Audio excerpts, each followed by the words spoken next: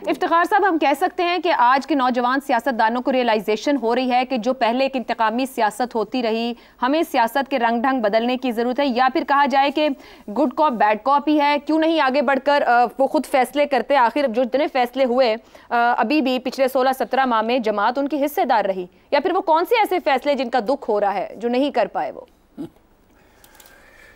आपका ख्याल में पाकिस्तान की सारी तारीख पिछले 16 महीनों पे मुहित है तो ठीक है, मैं आपकी बात माने लेता हूँ, क्योंकि मुझे तो इन सवालात से ये लग रहा है कि सारी की सारी मुल्क की सियासत 16 महीनों पर ही है।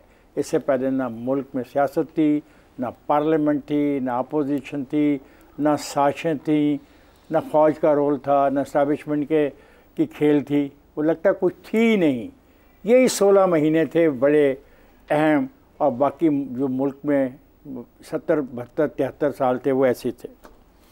जब हम 16 महीनों की बात करते हैं तो एक बात उसने और भी की जो आपने अपने सवालों में शामिल नहीं की। उसने कहा कि mister Bhutto Zardari stress that the need for the dialogue among the political parties and state institution either to devise a new charter of democracy or adhere to the one signed by his mother Benazir Bhutto and Mr. Sharif in London in May 2006। अगर हम 2006 से बात शुरू करें और आज तक पहुँचे तो हमें बात समझने में थोड़ी सी आसानी होगी क्यों हम 16 महीनों तक ही अपने आप को मुहित रखें। उन फैसलों में एक फ़ैसला ये भी था, और मुझे अफसोस से कहना पड़ता है कि आज एक फ़िक्रा इस्तेमाल किया इसने बिलावल ने सियासत में को दुश्मनी में बदलने का, तो उसका अंदाज़ा हमने देख लिया कि ब्रेडफोर्ड के कौंसलेट में आज कौमी परचम को उतार के एक सियासी पार्टी अपना परचम लहरा के चली गई है। तो ये नतीजा है उस सियासत को दुश्मनी में बदलने का। बल्दियाती इंतखाबात के बारे में चार्टर ऑफ डेमोक्रेसी में फ़ैसला किया गया कि सूबाई इलेक्शन कमीशन के ज़ेरे निगरानी करवाए जाएंगे। सवाल है कि इतने अरसे में इन पर कितनी दफ़ा अमल किया गया और इसकी ज़िम्मेदारी क्या इन दोनों सियासी पार्टियों के कायदीन पर नहीं होती जिनको आज निशाना बना के बिलावल फ्यूचर की बात कर रहा है।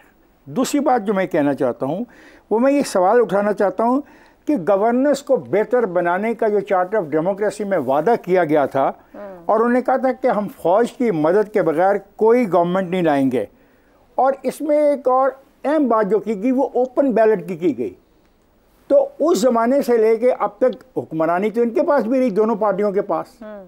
तो चार्टर ऑफ डेमोक्रेसी में जो फैसले किए गए थे उन पर अमल दरामद क्यों कर नहीं हो सका, ये भी एक सवाल है। अगर उन पे अमल दरामद हो जाता तो आज पाकिस्तान की पॉलिटिक्स मुख्तलिफ होती और हम कह सकते हैं कि हम एक बेहतर जमहूरी अमल में से गुजर रहे हैं, एक बेहतर जमहूरी रस्ते पे गामजन है। उस वक्त ये फैसला भी हुआ कि तमाम स्टेट लैंड शहरी और ज़री अलाटमेंट जो कि 12 अक्टूबर 1999 के बाद की गई, जो कि ज़ाती इस्तेमाल में आई, ज़ाती कब्ज़ों में आई या मुनाफे के लिए ली गई, सब के सब लायक एहतसाब होगी। क्यों नहीं किया गया?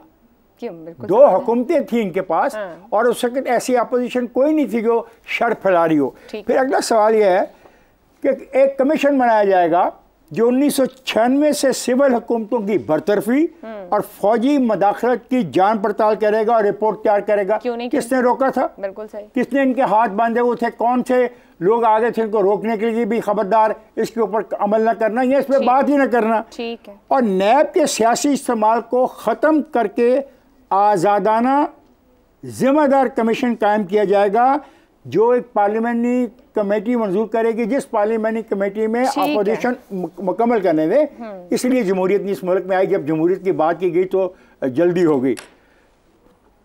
पार्लियामेंट्री कमेटी मंजूर करेगी जिसमें 50% हुकूमती लोग होंगे और 50% अपोजिशन के नुमाइंदे। अब ये 5वां पॉइंट जो मैंने बोला, अभी पिछले दिनों जब आपने नैब के कवानीन में तब्दीली की तो किसने रोका था?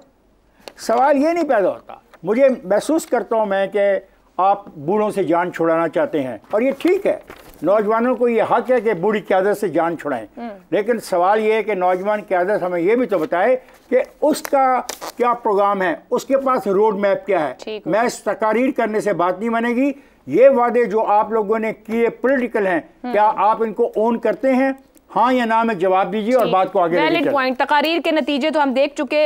शहजाद साहब, मैंने अपने इब्तिदाई में जैसी बात की कि उन्होंने कहा कि हमें नए रूल्स ऑफ गेम तय करना होंगे, और जाहिर बात है वो पिछले 16 महीने का ये एक अलविदाई खिताब था उनका कौमी असम्बली के फोरम पे। वो एक अलविदाई खिताब में एनालिसिस कर रहे हैं अपने उन 16 महीने की एफर्ट का, उस सियासत का जो उन्होंने सीखी, की और देखी है।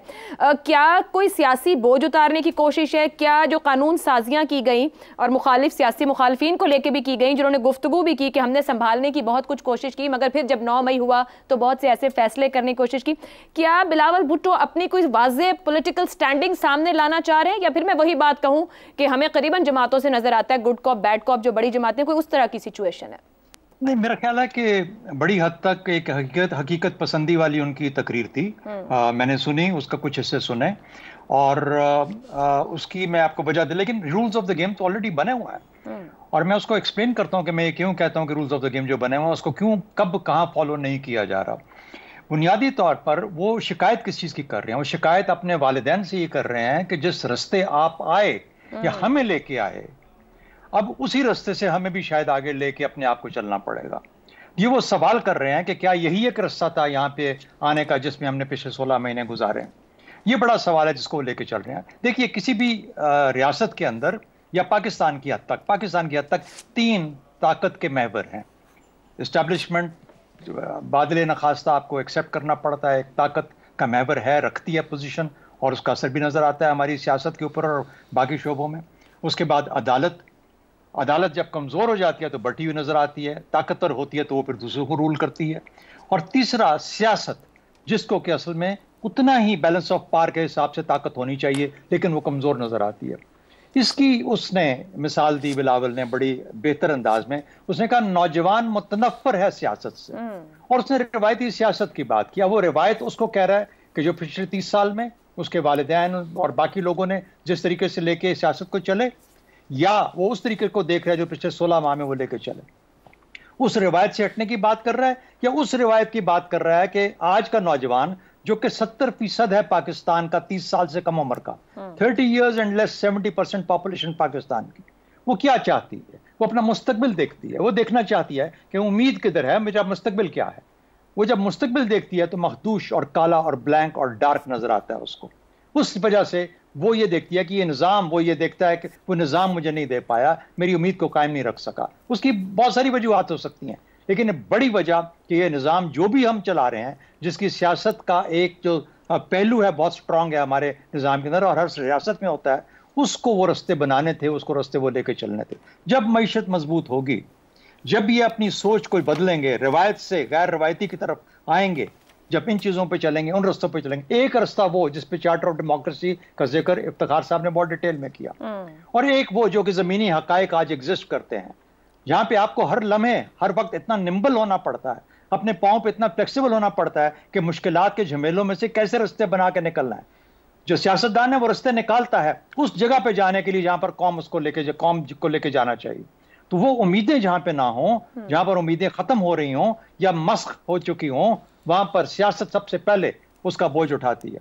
और बिलावल ने बातें ठीक की, लेकिन करने को बहुत ज्यादा काम है उसके पास, जो कि मेरे हिसाब से शायद उसको बहुत बड़ी मदद चाहिए होगी। बहुत सारे उस तरह के लोग चाहिए होंगे जो कि उसको उस रास्ते पे लेके चल सकते हैं। वरना जिस हालत में सियासत आज है, जो कि हसन निसार साहब ने जिस तरीके से बताया, बदकिस्मती से ये सियासत अपनी ताकत और वो मकाम हासिल नहीं कर सकी। ये और बात है, आप कहें कि ये जो एस्टेब्लिशमेंट है कमजोर क्यों नहीं हो जाती? वो कमजोर हो जाए तो हम मजबूत नजर आएंगे ना, ये ना करें। आप अपने आप को मजबूत करें ताकि वो अपनी जगह पे रहे और अपनी हैसियत में रह के और अपने दायरे में रह के काम